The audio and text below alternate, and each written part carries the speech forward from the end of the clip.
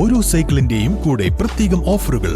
സൈക്കിളുകൾക്ക് exchange സൗകര്യവും. നിങ്ങളുടെ cycle ഏത് മോഡലുമാകട്ടെ റിപ്പയർ ചെയ്തു തരുന്നു. സൈക്കിൾ എന്ന സ്വപ്നം യാഥാർത്ഥ്യമാക്കൂ വീനസിലൂടെ.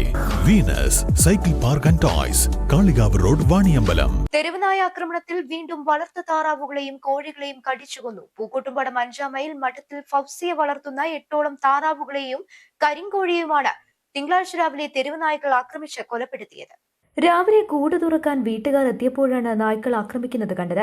വീടിനോട് ചേർന്നുണ്ടാക്കിയ കൂടുകളിലാണ് താറാവുകളെ പാർപ്പിച്ചിരുന്നത്.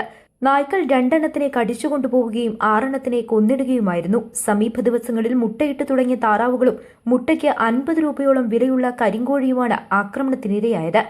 ഇവരുടെ പ്രധാന ഉപജീവനമാർഗം കൂടിയാണ് തെരുവുനായ ആക്രമണത്തിൽ നിന്നുപോയത്.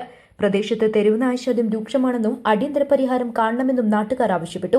പ്രദേശവാസികൾ തെരുവുനായകൾക്ക് ഭക്ഷണം നൽകുന്നതായും ആരോപണമുണ്ട്. ഭക്ഷണം കഴിച്ചതിനു ശേഷം തെരുവുനായകൾ റോഡിന്റെ ഇരുവശങ്ങളിൽ കാൽനടയാത്രക്കാർക്ക് പോലും ബുദ്ധിമുട്ടുണ്ടാക്കുന്ന രീതിയിൽ അലഞ്ഞു നടക്കുന്നത് സ്ഥിരക്കാഴ്ചയാണ്. പഞ്ചായത്ത് മെമ്പർമാരായ ശാന്തിനി, തോരപ്പ, കുഞ്ഞിമുഹമ്മദ് എന്നിവർ സ്ഥലത്തെത്തി തുടർ നടപടികൾക്കായുള്ള നിർദ്ദേശം വീട്ടുകാർക്ക് നൽകി.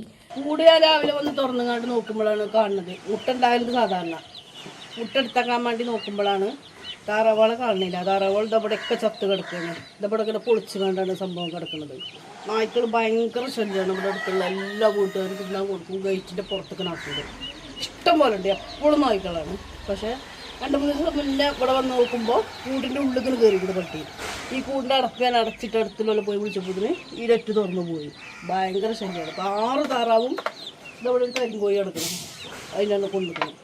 നമ്മൾ കൊടുക്കുമ്പോൾ 8-10 മുട്ട ആകുമ്പോൾ ആർക്കും കൊടുത്തു കണ്ടൊക്കെ നമ്മൾ മരുന്നിന് കേൾപ്പാർക്ക് അവരിലോട്ടൊക്കെ വണ്ടിയാരി പോകാൻ നമുക്ക് കിട്ടി. നമ്മൾ കുളിക്കും മരുന്നും അങ്ങനെ പോകും. ഇതിപ്പോൾ എന്താ ചെയ്യാം?